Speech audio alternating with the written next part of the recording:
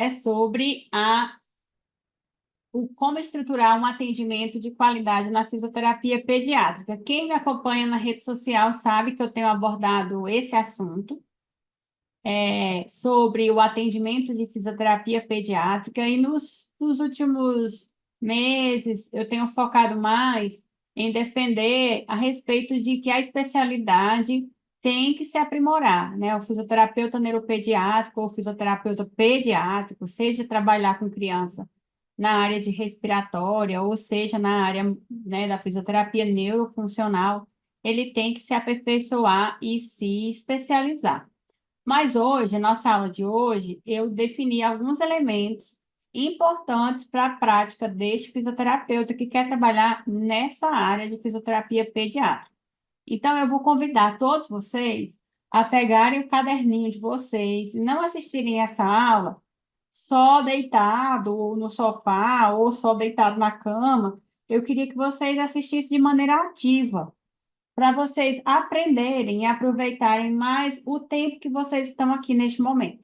Afinal, nós estamos numa quinta-feira, né? Já são passando um pouquinho de 8 horas da noite, e que vocês poderiam, como diz aquele ditado, né? Eles poderiam estar assistindo televisão, assistindo Netflix ou fazendo alguma atividade de lazer com a família, e vocês, se vocês estão aqui, é porque vocês estão interessados em aprender. Então, a minha sugestão é que vocês peguem um lápis ou uma caneta e peguem um caderninho de vocês de anotação e façam anotações, mesmo que vocês possam fazer print da tela, mesmo que vocês possam fazer foto do slide, mas no momento que você anota, é muito importante para vocês isso, porque vocês estão processando a informação e vocês estão demonstrando, né, que vocês estão processando essa informação que está chegando, e vocês estão também escrevendo, ou seja, vocês estão exibindo um comportamento, e isso envolve um processamento neuronal muito maior do que apenas ficar deitado ouvindo uma pessoa falar, tá? Então, para vocês terem mais proveito dessa aula, caneta e caderno na mão para vocês anotarem, tá bom? Então, fica combinado assim? Eu vou, inclusive, eu quero, como tarefinha, como eu sou professora, né? Eu já vou deixar tarefinha para todo mundo aqui. A tarefinha de cada um, a Karina está até rindo aí que eu estou vendo. A tarefinha de vocês vai ser fazer um print de algum slide que chamou mais a sua atenção. Não precisa ser esse que está a minha carona aí de batom vermelho, não.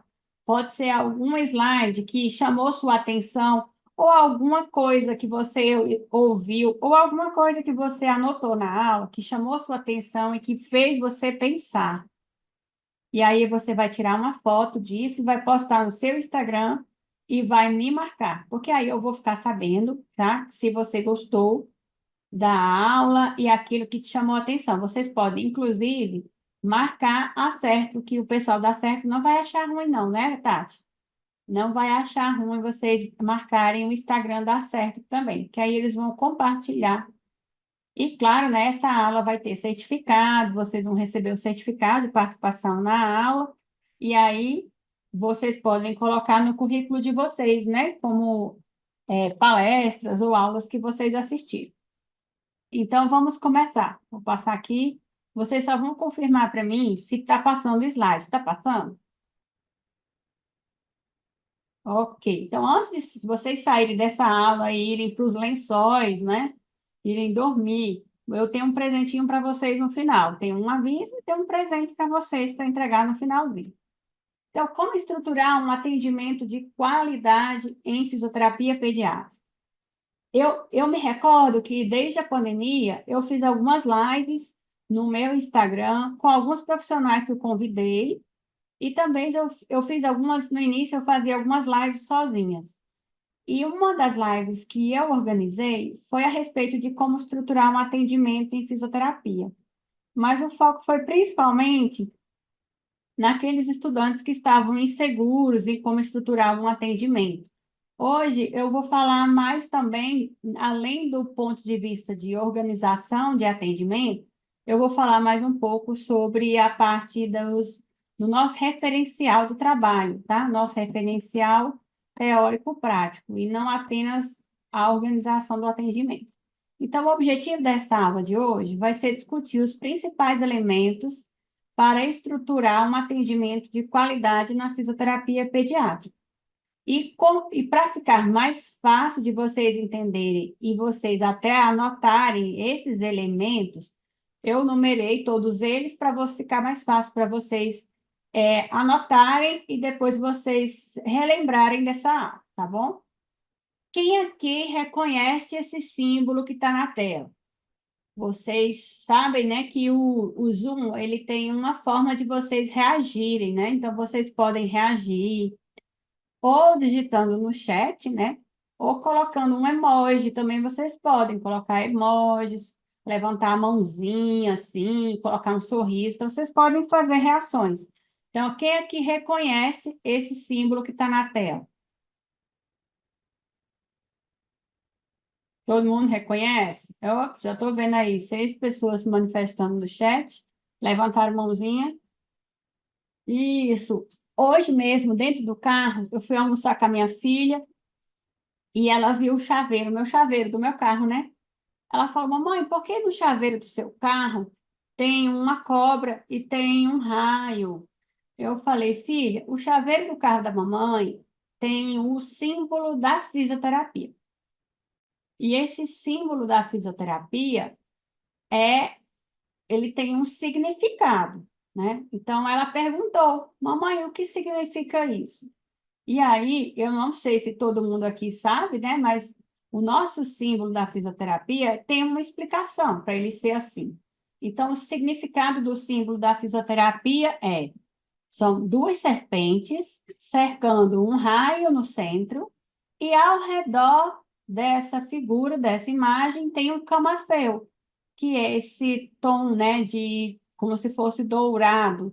Na foto anterior ficou mais nítido, né? Assim, como se fosse um marrom e como se fosse um tom mais de dourado. Dependendo do quadro, dependendo do jaleco que vocês veem o bordado, fica mais nítido essas cores. O raio, ele representa, né, a transmissão do conhecimento. As serpentes representam a busca do saber e a regeneração. E até algumas pessoas dizem que o raio representa os recursos físicos da fisioterapia, né? Como, por exemplo, a gente utiliza recursos físicos como a eletroterapia, a mecanoterapia, mas o raio representa a transmissão do conhecimento. As cobrinhas, né, serpentes, representam a busca do saber e a regeneração, e o camafeu é relacionado à capacidade de atrair boa sorte e saúde. É uma simbologia, a gente sabe, né? E assim, poderia ser retratado de outra forma, mas vamos dizer assim, quem inventou tinha essa ideia na cabeça. E se vocês perceberem, em todas as áreas da saúde, em geral, tem um símbolo muito parecido. E normalmente a serpente está presente nos símbolos da área da saúde, porque tem relação, né, com a questão da recuperação, da reabilitação, da melhora da saúde das pessoas, né? Então, em geral, na área da saúde, a gente vê uma serpente. Aí, conversando com ela, eu falei, filha, que imagem você se lembra dos desenhos animados que tem um raio presente? Por exemplo, que alguém aqui lembra algum super-herói que tem um raio? Alguém lembra aqui? Levanta a mãozinha. Se alguém sabe aí de um super-herói ou um personagem da televisão ou dos desenhos animados, que o raio representa ele. Deixa eu ver se alguém escreveu aqui no chat. Ó, alguém colocou aqui, Flashman, Super Choque, que mais? Flash, The Flash, cada um tem o um nome, né? A Letícia colocou sim. Então, vamos ver. Deixa eu clicar aqui. Então, quem reconhece esse personagem é o Flash, como vocês colocaram, né? Olha o símbolo do Flash no centro do peito dele. Um raio. E aí eu pensei, gente, será que o Flash era fisioterapeuta e ninguém nos falou nada? Eu estou achando que o Flash era fisioterapeuta. E se ele for fisioterapeuta, ele trabalha com quem? Com fisioterapia pediátrica, com certeza. Porque para dar conta de tudo que a gente tem que fazer na fisioterapia pediátrica, tem que ser um super-herói para começar e tem que ser rápido, né? Tem que ser ágil. Esses dias eu coloquei na minha rede social, né, que os pais, no momento que a gente vira pai e mãe, a gente vira super-herói, né? Porque a gente tem superpoderes para proteger nossos filhos. E o vídeo mostrava as crianças caindo em cada situação, caindo na piscina, escorregando, caindo do carrinho, e a mãe e o pai sempre protegendo, como se fosse um super-herói do tipo Flash, né? Que corre para salvar a criança. E aí eu lembrei do símbolo da fisioterapia, que tem um raio, e lembrei do Flash, que tem um raio no peito. Portanto, eu tenho sérias suspeitas de que o Flash é fisioterapeuta. Agora eu queria saber de vocês, quais são os superpoderes do Flash? Então vamos lá. Eu quero saber quais são os superpoderes do Flash para a gente poder identificar, né, as capacidades que fazem ele ser diferente de outros super-heróis. Vou ver aqui se alguém respondeu no chat. A velocidade, a Sara colocou, a Ana colocou rapidez, agilidade, a Ana Oliveira colocou precisão. Então, quando você vai ler sobre a descrição do personagem, fala que ele tem super reflexos, ele tem superpoderes de velocidade, ele chega muito rápido aonde ele precisa, e ele tem super reflexos. Eu achei interessante essa descrição, né? Reflexos, porque está muito relacionado com a nossa área de fisioterapia pediátrica, né? Que a gente estuda os reflexos e as reações do bebê. Mais um motivo aí para a gente entender que provavelmente o Flash é da área de fisioterapia pediátrica. Agora, quem aqui reconhece este profissional que está atendendo essa criança? Um profissional de roupa rosa, né? Está atendendo a criança. Esse aí provavelmente é o quê? Um Flash? Não, né? A Carla colocou uma característica do Flash é a inteligência. Ó, isso também, muito legal. Então, a profissional que está atendendo a criança aí na foto é uma fisioterapeuta, né? E a gente consegue identificar que ela é uma fisioterapeuta pediátrica por diversos elementos que estão compondo essa foto. Dentre elas, a presença da criança, que é, vamos dizer assim, decisivo para a gente fechar que ela trabalha com fisioterapia pediátrica. O outro elemento, as cores do cenário, né?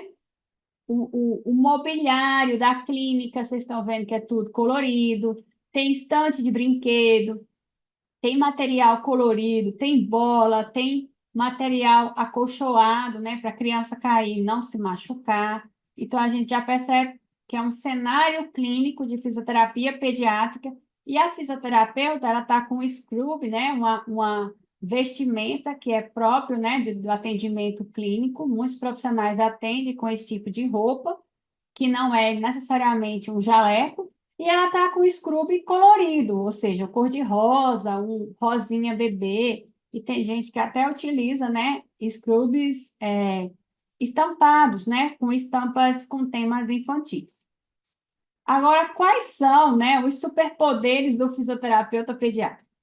A gente identificou aí alguns superpoderes do Flash. A gente disse que ele era ágil, que ele era rápido, que ele tinha reflexos aguçados e teve uma aí que falou que ele era muito inteligente, ágil. E quais são os superpoderes do fisioterapeuta pediátrico? O fisioterapeuta pediátrico ele tem que ter quais capacidades? Quais habilidades para atender uma criança? Será que a gente tem que ser igual? A Aline colocou aqui, né? Que é a tia da fisioterapia. Que é muitos fisioterapeutas da área pediátrica são chamadas de tia, né? Tia fulano, tia ciclano. A Aline colocou a característica aqui: criatividade, paciência, imaginação, paciência principalmente. A Núbia colocou criatividade, Jéssica colocou criatividade, Karina colocou precisamos ter reflexos rápidos também, com certeza. Imagina se o menino vai cair. Você tem que ter um reflexo rápido para segurar para não cair, né? Juliane colocou criatividade, paciência e fundamentos científicos, persistência, olhar amplo para a criança, isso, visão ao longo alcance, né? Sabe aquela visão do Superman, né, que a gente vê através da parede? A gente, no nosso caso, a gente tenta prever o futuro, na verdade. Porque quando a gente trabalha com criança, a gente tem que olhar para frente, porque ela vai ser uma adolescente, um adulto, e também olhar para trás para ver a história pregressa da criança, para a gente entender tudo que se passou na vida dessa criança. Então, a gente tem que ter uma visão a longo alcance, realmente. Então, esses são alguns dos nossos superpoderes. Recentemente, né, eu publiquei na rede social esse post, né, e eu pedi a colaboração. Deixa eu ver se eu consigo baixar essa barrinha aqui do Zoom, tá me atrapalhando. Isso, deixa eu ver se eu consigo.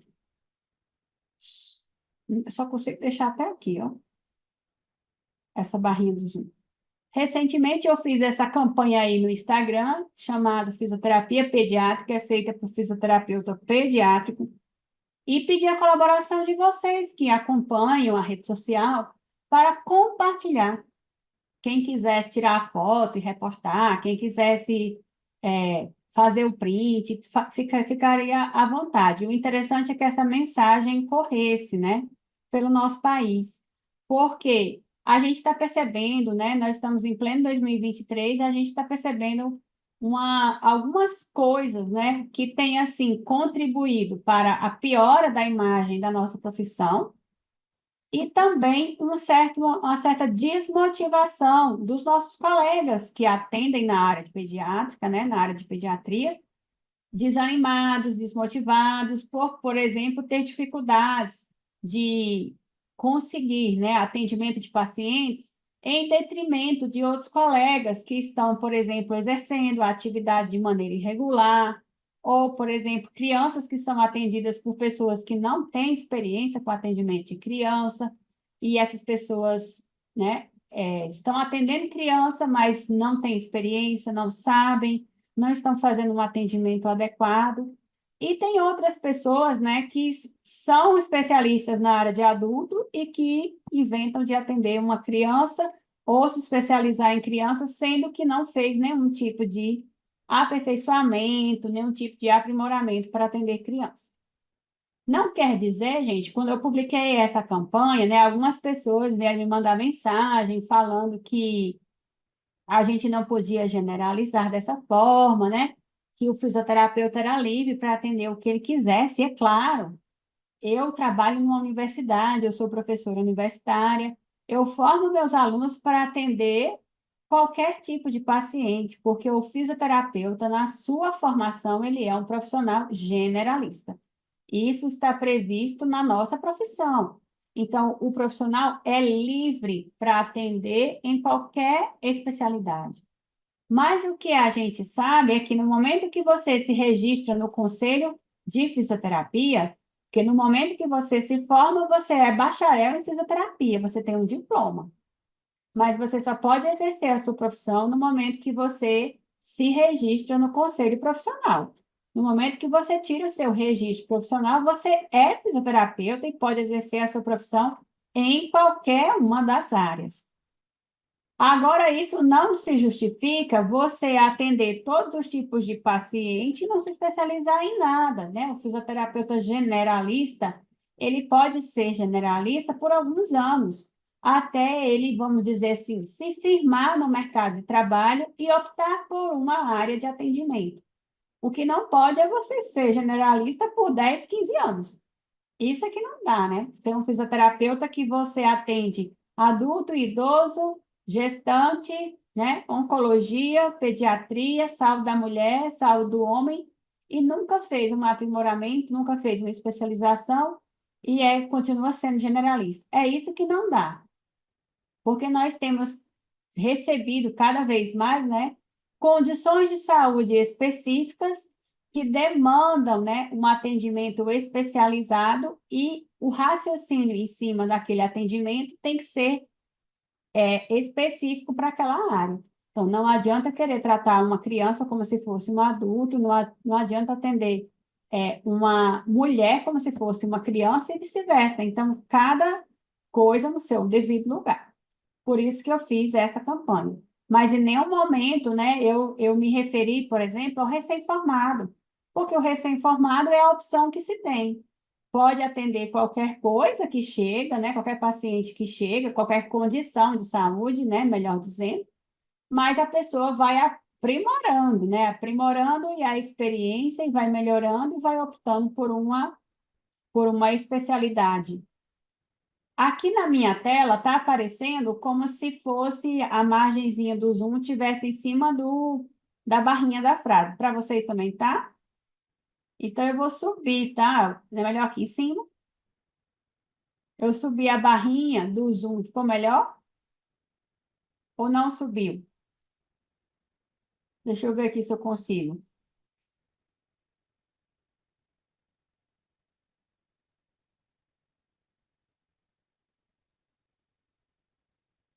Melhorou agora? Não? Eu coloquei a barrinha do Zoom lá para cima. Não, ela não mudou pra gente.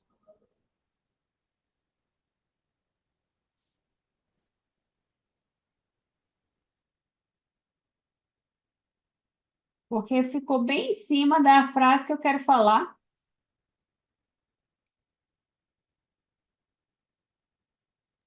Sibeli, está aparecendo só assim, o atendimento na fisioterapia pediátrica é distinto do tratamento de pacientes adultos. Está mostrando até essa parte. Tá. E a barrinha do Zoom não está em cima da frase, não? Tá não, Tá não? tá não. Para mim não. Pra mim, tá. Não sei se é Deve ser aqui no a meu computador. configuração, né? Deve ser. Aqui tá livre. Não tá, o slide tá livre, viu? Talvez seja a atualização do aplicativo, porque para mim eu acabei de subir. Eu acabei de subir a barrinha, coloquei lá em cima da cabeça do bebê, tá? E aí a frase agora ficou livre sem atrapalhar. Mas eu acho que dá para você ler e a gente consegue acompanhar na Tá. leitura. Então, o primeiro elemento que eu queria discutir com vocês aqui, né? A gente falou que ia discutir os elementos, né? O primeiro elemento, vocês podem anotar se quiserem, o atendimento na fisioterapia pediátrica é distinto do tratamento de pacientes adultos. Portanto, se é distinto, nós temos abordagens, nós temos orientações, nós temos técnicas que são específicas da criança em detrimento ao atendimento do adulto, certo? Então, eu vou repetir. O atendimento na fisioterapia pediátrica é distinto do tratamento de pacientes adultos. Essa frase se encaixa até na fisioterapia respiratória, porque as mesmas técnicas que são feitas na fisioterapia respiratória do adulto, muitas delas não são idênticas à fisioterapia respiratória da criança. O sistema nervoso da criança é diferente do sistema nervoso do adulto, o sistema respiratório da criança também é diferente do adulto, até em termos de tamanho, né, gente? Tamanho, via aérea, todos esses elementos. Então, não tem como a mesma técnica funcionar para criança e adulto da mesma maneira. Então, o primeiro ponto que eu deixei aí para esclarecer, que o atendimento é distinto. Agora vamos para o próximo. Segundo, vou ler. O processo de crescimento e desenvolvimento da criança é idade dependente. Então, quando a gente vai trabalhar na área de fisioterapia pediátrica, todas as nossas abordagens estão relacionadas com a idade que a criança se encontra. Então, a gente precisa saber do desenvolvimento, do crescimento, de como esses processos ocorrem, dos marcos motores, dos marcos também de crescimento, né, relacionado ao tamanho da cabeça, tamanho dos membros, os estirões de crescimento, porque até para poder a gente fazer uma adequação de uma postura da criança na cadeira de rodas, se for um paciente mais grave, ou uma adequação o uso de uma órtese, nós precisamos saber a idade da criança em que fase de crescimento ela está, se essa criança tem alguma dificuldade, por exemplo, em relação à ossificação, à osteopenia, a idade óssea dela, como é que está. E eu vou dar um exemplo em relação à paralisia cerebral, né? Quando a gente vai trabalhar com a criança na posição em pé, a gente tem que fazer a vigilância do quadril para ver como é que está a situação desse quadril antes da prescrição, por exemplo, de uma órtese, de um mandador ou de um parapódio, para colocar essa criança em pé por mais tempo. Então, o processo de crescimento e desenvolvimento, ele é idade dependente. Não quer dizer que, às vezes, a criança tem a idade cronológica semelhante à sua idade de desenvolvimento, né? Às vezes, ela está com uma idade de 2, 3 anos e está com desenvolvimento bastante atrasado. Não é isso, mas nós temos que considerar todo o processo que está envolvido numa criança naquela idade que a gente está avaliando, tá? Tanto do ponto de vista de crescimento quanto de desenvolvimento. Então, a idade dependente é necessária que a gente faça essa correlação com o que a gente está vendo no nosso paciente, com o que a gente está vendo nos marcos, no que é esperado em cada uma das idades. Terceiro ponto, para vocês anotarem. A avaliação bem estruturada é o primeiro passo para entregar um resultado para o paciente. Então, muitos fisioterapeutas, né, falam que gostariam de se diferenciar dos demais colegas. Ah, eu quero ser um profissional diferenciado. O que fazer para ser um profissional diferenciado? A base bem feita é o que vai fazer você ser um profissional diferenciado. E o que é essa base bem feita? É igual o Lego aí que o menino está montando um Lego. Se você faz uma montagem de Lego com a base bem feita, a estrutura vai se equilibrar até o final. Você pode fazer um Lego gigante e ela não vai cair. Então, quando você tem uma avaliação bem estruturada, é o primeiro passo para que você entregue bons resultados para o seu paciente. Então, não dá mais para a gente fazer um atendimento na área de fisioterapia pediátrica sem avaliar o paciente de maneira criteriosa. E não é só perguntar sinais e sintomas. Ah, a criança está sentindo o quê? Qual é a sua queixa? Anotar ali em 2 linhas no prontuário e acabou.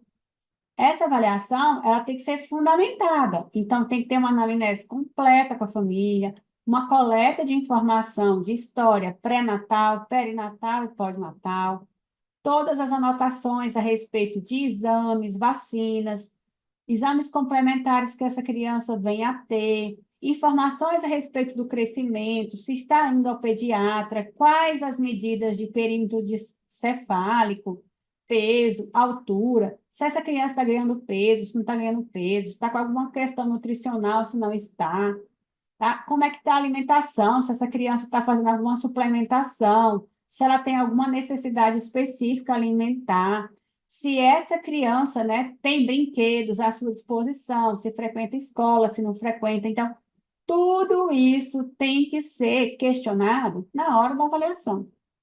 E isso eu não falei nem ainda a respeito de instrumentos de avaliação. Então, a coleta da história completa, ela é o primeiro passo. O segundo momento da avaliação seria todo o exame neurológico que a gente deve fazer com a criança e o exame físico. Então, a gente tem que proceder com o exame físico, o exame neurológico e a aplicação de testes ou instrumentos de avaliação que você tenha preparo para aplicar. Então, por exemplo, você está avaliando um paciente e ele tem um diagnóstico de paralisia cerebral. E a mãe chega para você e a criança tem 4, 5 anos de idade. Então, você não vai avaliar essa criança com 4, 5 anos de idade por instrumentos padronizados que avaliam bebês. Você vai avaliar essa criança com 4, 5 anos de idade por instrumentos que avaliam crianças de 4, 5 anos de idade. Então, por exemplo, vou citar um só para ilustrar. O GMFM poderia ser uma ferramenta utilizada para avaliar uma criança de 4, 5 anos de idade com diagnóstico de paralisia cerebral, certo? Porque ele, à medida da função motora grossa, ele daria elementos de toda uma avaliação quantitativa do desenvolvimento da criança nas diferentes posturas que você avalia o paciente. Por outro lado, se chegar uma criança de 6 meses de idade no seu consultório, o GMFM não vai te ajudar tanto. Por quê? Porque ele é um instrumento de avaliação para crianças que tenham mais capacidades motoras, por exemplo, que já conseguem ficar em pé, que já conseguem ficar, né, tentar engatinhar. E se você pega um bebê de 6 meses, ele ainda está em processo de desenvolvimento dessas habilidades. Então, o mais adequado seria usar um instrumento que se adequasse à idade de um bebê de 6 meses. Então, vou dar um exemplo, né? Você poderia usar o exame neurológico de Hammersmith, né? Que é a Heine. Você poderia usar a escala Alberta, que é um instrumento de avaliação do desenvolvimento motor, que vai até 18 meses de idade do bebê. Então, você poderia utilizar instrumentos que se adequem à faixa etária do paciente que você está avaliando naquele momento. Eu deixei um exemplo aí, né, do TIMP, que é o teste da performance motora do bebê. Aqui é uma fotinha da capa da ficha de avaliação, tá? O TIMP, ele é um instrumento de avaliação padronizado que avalia o desenvolvimento motor de bebês de 0 a 4 meses. Então, a faixa etária dele é bem específica. Se você atende pacientes superior a essa idade, ele já não vai te ajudar tanto, tá? Então, ele vai ter nessa fase aí de 20 semanas, né, após o nascimento, tá? Já a escala Alberta, por exemplo, ela tem a capacidade de avaliar o desenvolvimento motor do bebê até a marcha voluntária. Então, até essa criança conseguir engatinhar, ficar em pé, a marcha lateral e dar os primeiros passos e agachar, ela tem essa, vamos dizer assim, essa margem de segurança de você avaliar a criança, que é considerada a janela de oportunidade para o desenvolvimento da marcha, né? Que é até os 18 meses de idade. Então, é um instrumento destinado à avaliação motora para quem quer trabalhar com bebês. Então, se você tem recebido pacientes no seu consultório, no seu atendimento domiciliar, no seu serviço, crianças que estão chegando na faixa etária de 2, 3 meses de idade, ela é um excelente instrumento para você acompanhar o desenvolvimento desse bebê que chegou no seu atendimento até a fase da marcha. Agora a gente vai passar para o quarto ponto. Então, a gente passou pelo primeiro ponto, segundo e o terceiro. Agora a gente vai para o quarto ponto da nossa avaliação, né? Da nossa estruturação do atendimento. Definir metas de tratamento que atendam às necessidades e ao estágio de desenvolvimento da criança. Então, sabe aqueles objetivos genéricos que a gente aprendia na faculdade, né? Quando o professor falava assim, olha, traça para mim 5 objetivos do tratamento dessa criança. Aí você começava como se fosse uma receita de bolo, tá? Primeiro objetivo, melhorar o tônus muscular. Era a primeira coisa que os alunos colocam na prova, né? Adequar, professor. Não, não é melhorar, não, é adequar. Aí tem gente que fala, não, professor, eu fiz o curso, agora não é mais adequar, agora é modular. Aí tem gente, sabe, muda só o nome, mas continua o mesmo objetivo. Melhorar, adequar, readequar, integrar o tônus muscular. Aí fica genérico, um objetivo genérico. Então, as metas de tratamento, elas têm que atender à necessidade do seu paciente e ao estágio do desenvolvimento que a criança se encontra, e ela não pode ser genérica, ela tem que ser específica. E aí a gente adota, né, o acrônimo SMART para definir essas metas de tratamento. O acrônimo SMART, ele vem do inglês, mas ele significa, o S significa que o objetivo ele tem que ser específico, tem que ser o M, mensurável, A, atingível ou alcançável, R, relevante para o paciente e T está relacionado ao tempo. Quanto tempo você espera que essa meta, que esse objetivo seja alcançado? Então, quando junta todas essas terminologias e formamos a sigla, fica Meta Smart, tá? Então, quando a gente vai fazer um objetivo terapêutico para a nossa criança, a gente não pode pensar num objetivo genérico, tipo modular o tônus muscular. Porque modular o tônus muscular, primeiro, para começar, a gente não consegue modular o tônus muscular de ninguém, né?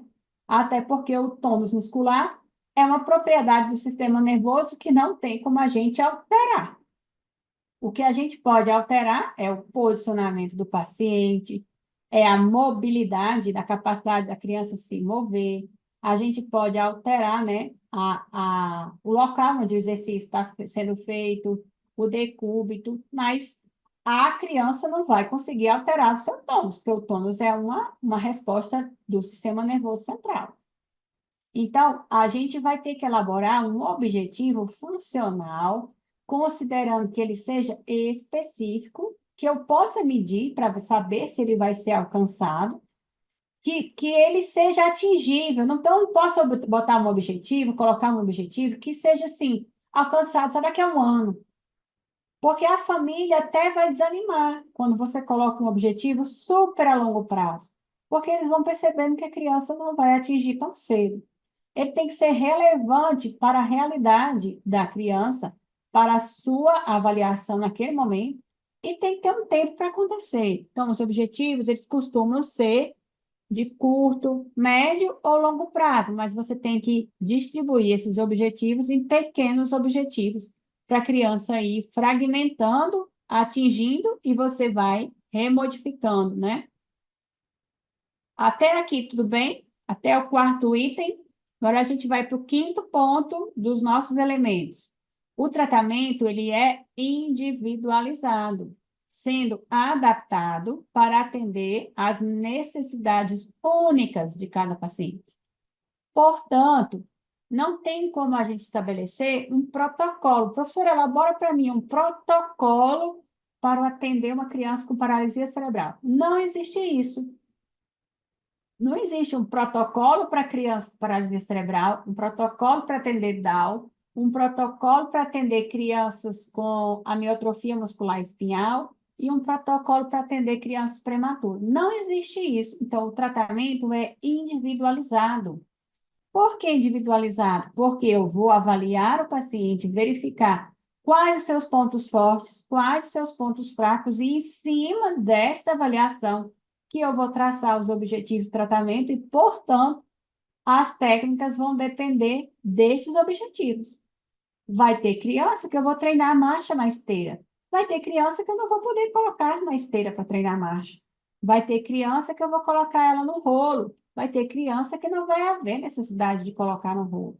Então, para cada criança, o tratamento é individualizado. Portanto, não tem protocolo específico, tá? Sexto ponto. A abordagem com a nossa criança, ela tem que ser lúdica e motivante para a criança. Então, daí mais um motivo, né, de que a gente não é, a criança não é um adulto pequeno, ele não é um adulto em miniatura. Portanto, os acordos, as tarefinhas que tem que fazer em casa, tudo tem que ser negociado com a criança e com a família, e de maneira que seja motivante para a criança fazer. Imagina só uma criança aí para o atendimento de fisioterapia, ela chega numa clínica que não tem nada de cor, nada de tom lúdico, nada de brincadeira. A fisioterapeuta está toda de branco, toda séria, né? Não emite um sorriso, não tem um jeito brincalhão de conversar com a criança. A criança vai ficar travada. Ou ela vai chorar, ou ela não vai querer fazer nada. Ela vai resistir a esse atendimento. Então, a abordagem tem que ser lúdica. A gente tem que entrar no universo da criança, né? Então, quem trabalha com criança, às vezes, cria até próprios personagens próprios, né? Personagens, super-heróis, princesas. Entra no mundo da criança para que a criança se sinta mais à vontade no atendimento, tenha vontade de realizar as atividades, os exercícios, porque muitas vezes nossa criança vai passar semanas, meses, né? E até anos no nosso atendimento. Então, esse atendimento, ele tem que ser prazeroso. O sétimo ponto que eu coloquei aqui para vocês é a comunicação, o acolhimento e a colaboração com os pais ou responsáveis pela criança. Nós não podemos esquecer desses 3 elementos importantes aí do 7º ponto: comunicação com a família, acolhimento e colaboração. Por que que muitos fisioterapeutas, muitas vezes, falam assim, a família chegou, fez uma avaliação, participou de 2 sessões e nunca mais apareceu? Porque provavelmente essa família não se sentiu acolhida, não se sentiu ouvida e não deu match, né? Não deu match com o seu atendimento. Esses dias eu estava falando sobre isso na minha rede social e falei, né, que alguém mandou uma mensagem assim: tem famílias que começam, iniciam o atendimento e depois somem, não querem mais voltar. E a fisioterapeuta estava frustrada com essa situação. E aí eu falei, assim como nós, quando vamos num profissional, num médico, né, para uma consulta, tem médicos que nos atendem super bem, que são atenciosos, que ouvem suas queixas. Tem médicos que não baixam nem a cabeça, né? Ou que não levantam nem a cabeça. Baixa a cabeça, fica escrevendo, não olha nem no seu rosto, não te olha no olho. De repente, ele levanta a mão e entrega uma receita de um medicamento. Então, você não se sentiu acolhido, você não teve tempo para estabelecer uma comunicação adequada com esse médico. Então, muitas vezes, você não vai retornar para ele. Vai tomar aquele remédio e nunca mais vai voltar. Ou então nem toma o remédio, vai procurar outro médico.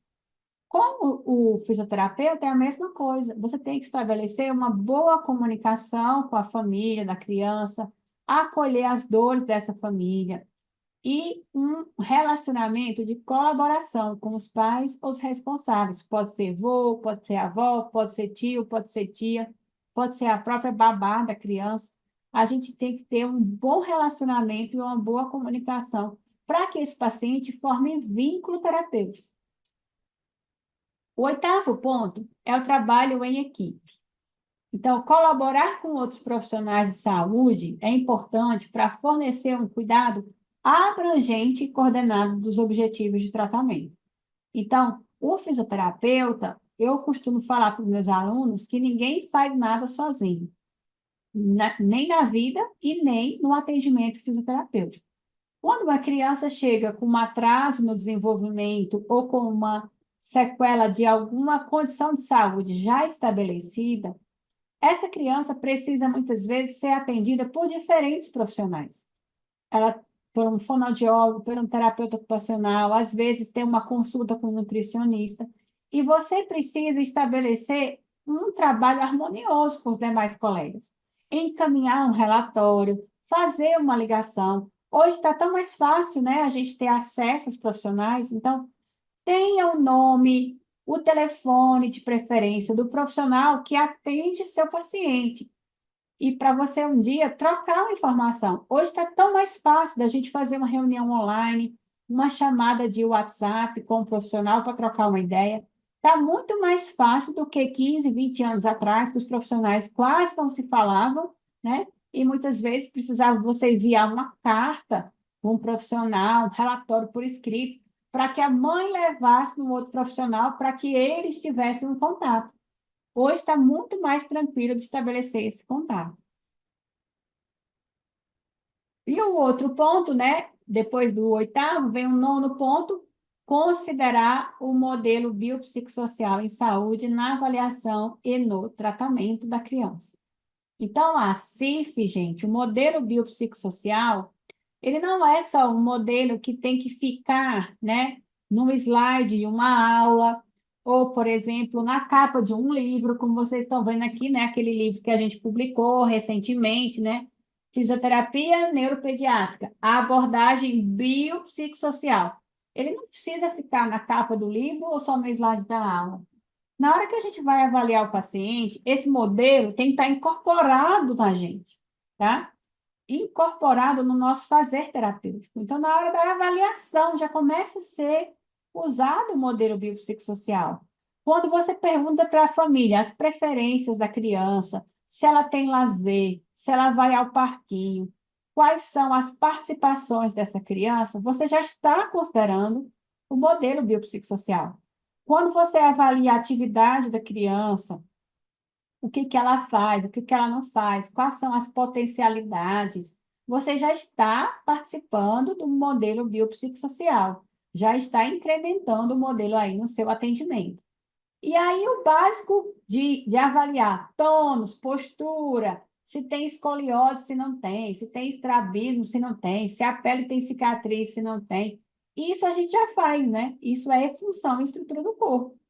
Então, a gente não pode abandonar a estrutura e função do corpo. A gente tem que considerar todos esses elementos na hora, tanto de avaliar como na hora de tratar o nosso paciente. E o 10º ponto é considerar o tripé da prática baseada em evidências. Então, a PBE tem que ser levada em consideração na hora da nossa tomada de decisão com o paciente, tá? Então, considerar o tripé da prática baseada em evidências na tomada de decisão com o paciente. E qual é o tripé da PBE? Quem aqui que está na aula, nós temos, né, 81 pessoas na sala. Quem aqui na aula sabe que é o tripé da PBE? Já ouviu falar do tripé da PBE? Vou até abrir aqui o chat, né? A Aline falou que não conseguiu ver o ponto número 9. Aline, enquanto eu procuro aqui no chat, eu vou exibir o ponto 9 para você anotar, tá bom? A Aline falou que não conseguiu ver o ponto 9. Aqui, quem já ouviu falar de PBE, levanta a mão, só para eu ver as mãozinhas levantadas. Alguém já ouviu falar de PBE? A Bianca, sim. Ana Clara, a Ive, Fernanda, aí, muita gente, né? Já ouviu falar de PBE. Então, a prática baseada em evidências, ela não é um método de tratamento, ela não é uma abordagem de tratamento, ela é uma abordagem de tomada de decisão para o paciente, tá? Então, é um momento que eu tenho que considerar 3 elementos principais, tá? E o que são esses 3 elementos principais da PBE? Vamos lá? Considerar a melhor evidência científica disponível, é o primeiro item, melhor evidência científica disponível. Segundo, a experiência do profissional. Terceiro, o contexto e a preferência do paciente, tá? Então, são esses 3 elementos para você trabalhar dentro da prática baseada em evidência. Então, por exemplo, seu paciente precisa de um tratamento que exige, vou dar um exemplo, né? Se a gente tem dor de garganta, um exemplo bem mais fácil. Eu estou com a dor de garganta, eu procuro um médico. O médico vai trabalhar com PBE, ele vai avaliar o paciente, ele vai examinar a garganta, ele vai ver as condições. E aí ele vai dizer o seguinte: as evidências dizem que para qualquer dor de garganta, eu preciso, um exemplo, tá, gente? Fazer um exame de imagem. Um exemplo. Se a melhor evidência disponível diz que tem que fazer um exame de imagem, ele vai solicitar o exame de imagem. Se a melhor evidência disponível diz que não há necessidade de exame de imagem, ele vai dizer, olha, você não tem necessidade de fazer um exame de imagem. Apenas pelo exame físico eu consigo dizer se a sua dor de garganta é só um processo inflamatório ou se é uma infecção. Um exemplo. Mas vamos dizer que as melhores evidências disponíveis para amidalite, né, infecção bacteriana da garganta, diga que você tem que fazer um exame para saber que bactéria tem na garganta. Então, ele vai pedir esse exame, ele vai te examinar, ele já tem experiência com esses casos e ele vai perguntar para você: você tem condições de fazer esse exame? O que é que você acha? Aí o paciente vai dizer, doutor, olha, eu não estou conseguindo nem engolir. E eu só vou conseguir fazer esse exame na semana que vem. Tem como o senhor tipo, passar algum remédio hoje para me dar um alívio para eu conseguir engolir esses próximos dias? E aí o médico vai tomar uma decisão. Então, a decisão, ela é conversada, ela é compartilhada com o paciente. Então, ele vai dizer, a melhor evidência está dizendo que eu tenho que fazer esse exame, você vai ser solicitado a fazer. Mas, para aliviar sua dor neste momento e te dar um conforto maior, para você tomar uma água, para você comer um alimento, eu vou te passar um anti-inflamatório para você ir tomando. E eu aguardo você trazer o exame para, por exemplo, te passar um antibiótico, tá? Eu dei um exemplo bem simples de uma tomada de decisão baseada em 3 critérios: a melhor evidência disponível, a experiência do profissional e a preferência do paciente, certo?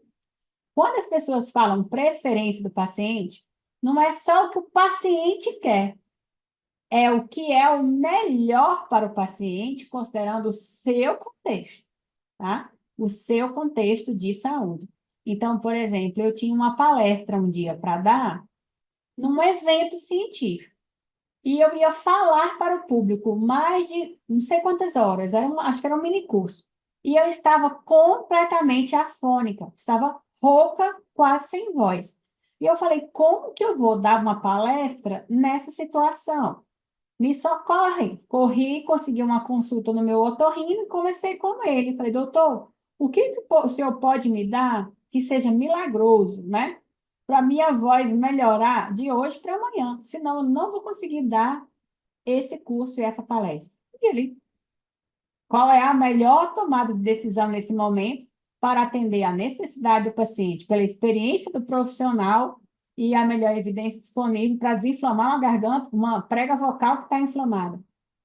Corticoide. Então, ele passou o medicamento e eu mando o corticoide para dentro, pode ser injetável, que é mais rápido, né, a absorção, e aí toma uma injeção e no outro dia você está lá na palestra, entendeu? Então, tudo tem que ser conversado com um profissional para você ter o benefício da prática baseada em evidências. Por isso que ele é um tripé, ela não é só a evidência, não é só a experiência do profissional e nem é só a preferência do paciente. Então, se a gente conseguir juntar no nosso atendimento o referencial teórico, né, os domínios da CIF na nossa prática, com esse raciocínio da prática baseada em evidências, se a gente unir esses 2 elementos importantes, nós vamos valorizar muito o nosso atendimento de fisioterapia pediátrica. Incorporar os elementos da CIF, da Classificação Internacional de Funcionalidade, Capacidade e Saúde, que é baseada no modelo biopsicossocial em saúde, né, da Organização Mundial de Saúde, e desses 3 elementos da prática baseada em evidência, a gente vai trabalhar de maneira coerente, considerando o paciente como um todo, do ponto de vista biopsicossocial, e considerando as melhores evidências disponíveis, as preferências e o contexto do paciente e a minha experiência em tratar aquela condição, aquela situação de saúde. Então, é muito importante para que a gente estabeleça um atendimento de fisioterapia pediátrica de qualidade, a importância desse raciocínio clínico na hora da tomada de decisão. Então, eu sempre costumo falar para vocês que não é um método de tratamento que guia a nossa prática. Você pode ter uma formação em acupuntura, você pode ter uma formação, né, num determinado método, mas não é o método, a técnica que guia o seu raciocínio. É o contrário. É a avaliação. Por isso que a avaliação aí está com até uma letra maior, vocês estão vendo? A avaliação grande, a intervenção ali no meio e a reavaliação e acompanhamento. E a nossa prática, ela passa por esses 3 elementos. Nós precisamos saber avaliar bem o paciente, definir quais são as metas e as técnicas que eu vou utilizar para a intervenção e proceder com reavaliações periódicas e acompanhar esse paciente ao longo do tempo. Muita gente não quer, né, falar assim, se eu fizer tal coisa, o paciente vai receber alta e eu vou perder o paciente. Ué, gente, nós não temos que ter medo do paciente receber alta. A gente tem que se preocupar com entregar resultado para o nosso paciente. Porque o nosso paciente, ele quer resultado, ele procurou você para ter resultado. A mãe está procurando um fisioterapeuta para tratar o problema do seu filho. Ela não quer ficar dependente da fisioterapia para o resto da vida. Até porque a fisioterapia é um tratamento caro. Se não são os pais que estão pagando, é o governo que está pagando, né? É o SUS que está pagando, É um plano de saúde que está pagando, alguém está pagando essa conta. Então, a gente tem que pensar nisso. Nós precisamos gerar resultado. Esse tratamento tem que ser um tratamento de qualidade. Não adianta ficar só enrolando, a gente tem que trabalhar com esse raciocínio para que essas crianças possam receber alta e trabalhar, né, um esporte, uma atividade física que seja além da fisioterapia e não ficar só dependente de fisioterapia. E aí, para a gente finalizar o nosso raciocínio aqui da nossa aula, eu coloquei aqui alguns elementos relacionados à logística, recursos e organização de atendimento. Então, mesmo que você não tenha uma clínica particular ou que você atenda no Sistema Único de Saúde ou no serviço de reabilitação que seja vinculado ao SUS ou setor privado, existe uma logística de atendimento para atender as nossas crianças, né? E muitas vezes a gente precisa de alguns recursos. Então, se você vai ser um fisioterapeuta que vai abrir uma clínica, você precisa saber que alguns recursos serão necessários para você organizar o espaço físico dessa clínica, né? Não dá para atender uma criança numa maca de RPG, por exemplo, né? E ficar com aquela maca de RPG para atender tudo. Então, assim, é preciso planejar, né? Os espaços que você vai atender a criança, os recursos materiais, se você vai usar rolo, se vai usar bola, se vai usar esteira, se vai usar equipamento de suspensão para as crianças mais pesadas, né? Que você não consegue segurar tanto tempo. Tudo isso precisa ser planejado. Seja no espaço físico, por exemplo, será que o teto da clínica vai dar conta de segurar um equipamento de suspensão? Será que na parede da clínica tem como colocar um espaldar para furar? Tudo isso tem que ser pensado para você instalar os recursos que necessita para o seu atendimento. Então, é por isso que eu coloquei aí. É necessário você estabelecer qual local onde você vai atender. Por exemplo, o atendimento de fisioterapia no ambiente hospitalar. Pouquíssima coisa a gente vai conseguir mudar no hospital, né? Então, a gente consegue, por exemplo, criar um espaço dentro do hospital para atender. Às vezes, a gente vai precisar guardar algumas coisas dentro de um armário para, quando for atender, retirar essas coisas dentro do armário para atender a criança. Um tapete que seja desmontável, algo que seja encaixado para depois você desmontar, porque o hospital tem toda aquela questão, né, de higienização, de asepsia. Então, tem que se organizar um espaço que seja, vamos dizer assim, mais flexível de montar e desmontar para realizar o atendimento ali da criança naquele momento, até na escolha dos brinquedos. E aí eu coloquei aí equipamentos, né? O que é que você vai comprar para a sua clínica? Hoje, por exemplo, nós temos uma infinidade de brinquedos, né? Brinquedos que podem ser utilizados com os nossos pacientes. E aí a gente tem que dar preferência para os brinquedos que têm mais resistência. Resistência que eu falo é para não quebrar com tanta facilidade, né? Se a criança derrubar o brinquedo no chão, o brinquedo não vai quebrar e você vai ter que ir amanhã comprar o brinquedo de novo. Então, dá preferência a objetos de madeira, objetos que a criança possa manusear, você possa higienizar e não tenha perigo, por exemplo, de quebrar tão fácil se ela arremessar o brinquedo no chão ou se ela levar esse objeto à boca, tem a condição de você fazer a higienização. É claro, para os bebezinhos, as crianças menores, né, você vai ajustar os brinquedos conforme a faixa etária do paciente. Mas tudo isso a gente tem que pensar, né? Quando a gente vai fazer a listinha, tem que pensar quais brinquedos que eu vou usar na faixa etária de 6 meses, crianças mais velhas, objetos de locomoção, bola, carrinho, objetos que saiam do lugar, brinquedos de encaixe, aqueles brinquedos que têm ventosas, né, que colocam na parede ou no espelho.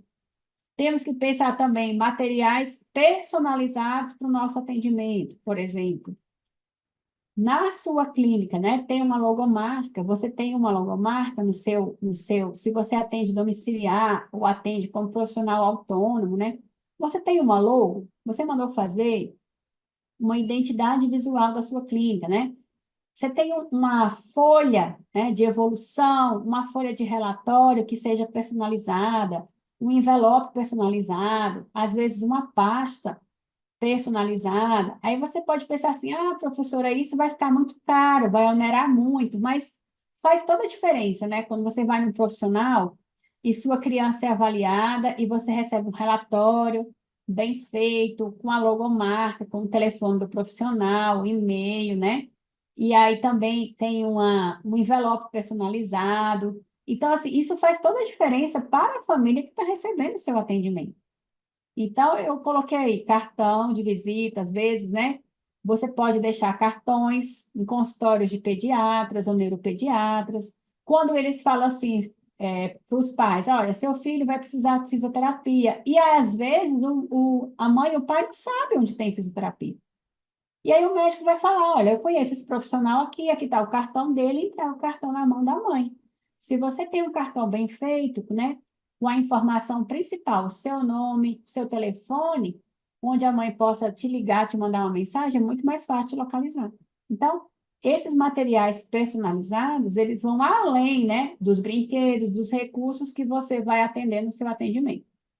E, por fim, né, uma logística de agendamento e acompanhamento. Então, se você informou no seu cartão de visita seu telefone, esse telefone tem que estar disponível para receber chamada, receber mensagem, para poder fazer o agendamento. De preferência, você pode fazer uma conta comercial, né, no Instagram, no WhatsApp, né? Porque na conta comercial do WhatsApp, você pode colocar mensagens automáticas, pode colocar um catálogo. Vocês sabiam que vocês conseguem colocar no próprio WhatsApp comercial, você consegue colocar um catálogo com fotografias, às vezes com produtos que você tenha, por exemplo, e-book, informativo, cartilha de orientação que você tenha para mostrar. Tudo isso tem na função comercial do WhatsApp. O meu WhatsApp, por exemplo, ele é comercial. Se alguém mandar mensagem depois das 8, tem uma mensagem automática que chega assim, ó, agradecendo sua mensagem, não estamos disponíveis no momento, mas em breve entraremos em contato. Então, isso é uma resposta educada que você estabelece. Se a pessoa te ligar, por exemplo, mandar uma mensagem 8 horas da noite no domingo, aí você tem uma mensagem automática no WhatsApp profissional, né? O comercial, tá? Então, todos esses cuidados, gente, mostram o quê? Um cuidado mais que não seja apenas pessoal, mostra o lado profissional, né, do seu trato com o paciente.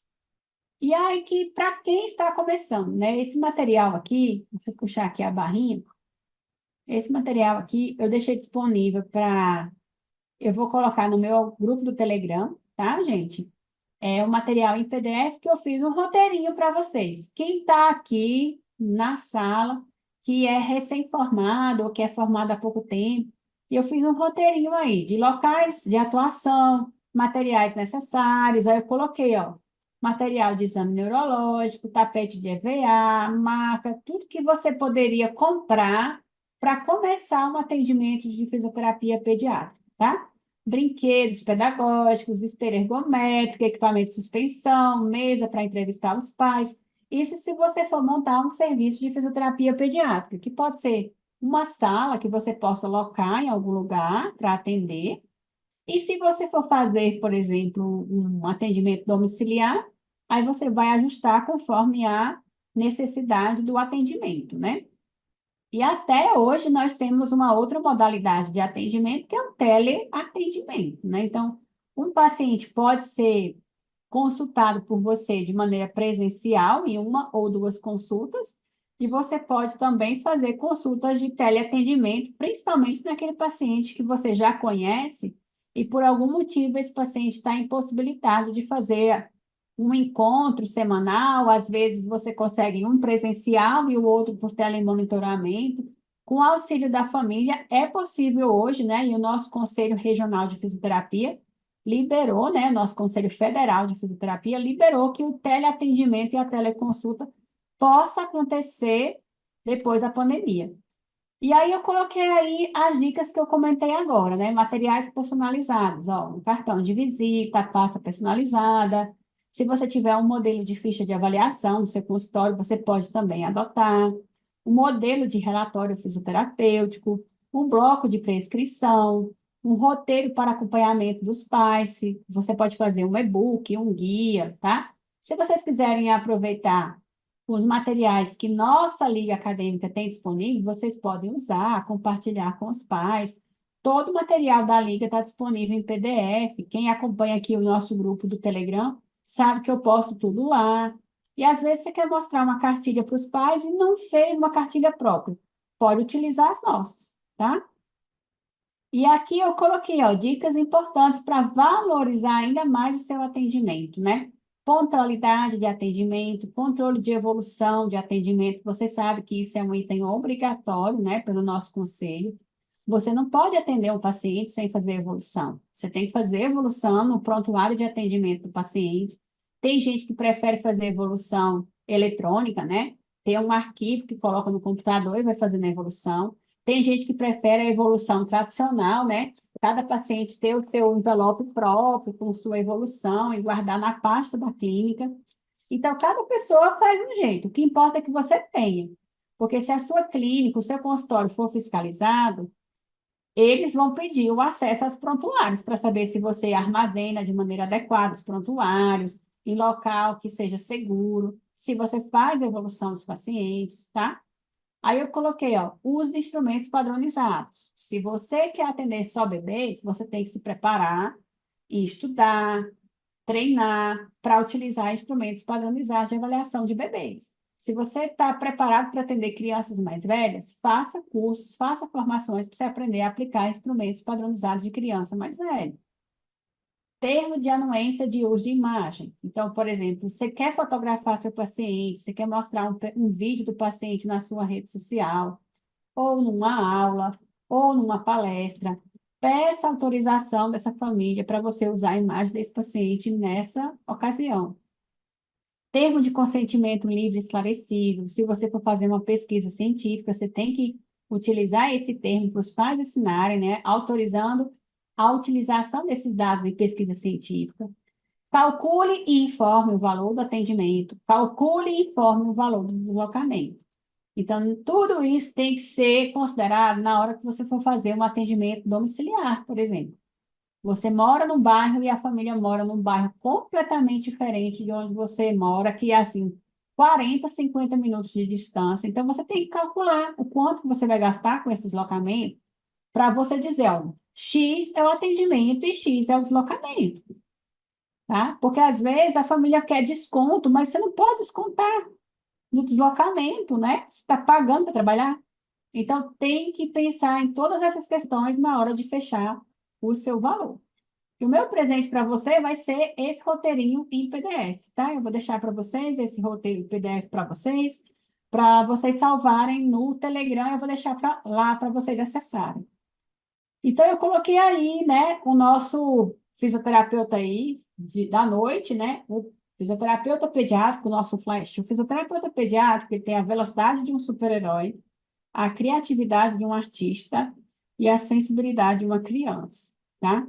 É a frase que eu deixo para vocês da nossa aulinha de hoje. Eu convido todos a conhecer o nosso trabalho da Liga Acadêmica de Pesquisa e Estudos do Desenvolvimento Infantil, a LAPED. Nós temos um grupo no Telegram chamado Saúde da Criança, em que eu compartilho, né, todo o material que a LAPED produz. E vou dar um spoiler, né? Está saindo 2 novos materiais do forninho. A gente está terminando de corrigir esses materiais e eles vão ser publicados pela editora da nossa universidade.